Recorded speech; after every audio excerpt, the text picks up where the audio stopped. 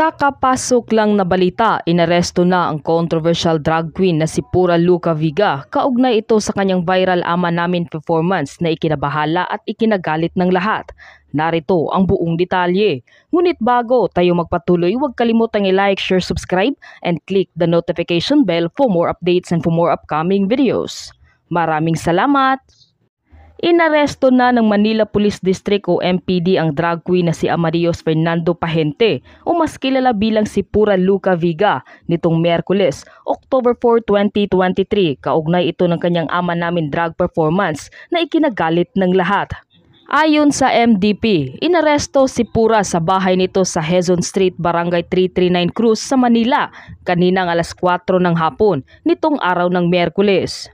Isang warrant of arrest umano ang inisyu ni Karina Villanueva, presidente ng judge ng Manila Regional Trial Court o RTC Branch 36.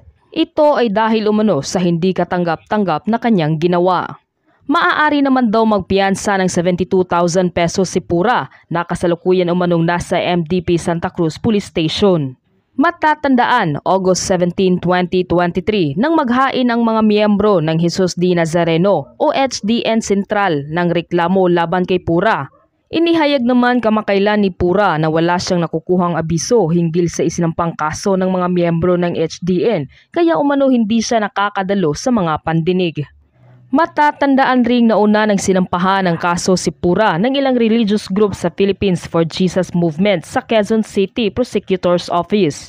Kaya naman maliban dito ay marami pa ang kaso na kanyang kakaharapin. Kaugnay nito, humarap kamakailan si Pura sa Hall of Justice sa Quezon City.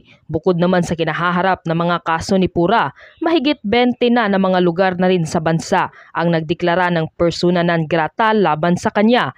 Kaugnay pa rin ng kanyang nasabing Ama Namin drag performance. Samantala hanggang ngayon ay pinaninindigan pa rin ni Pura na hindi umano masama ang kanyang ginawa. Ikaw, ano ang masasabi mo sa video ito? Tama nga lang ba na ikulong si Pura Luca Viga? Mag-iwan ng komento sa baba.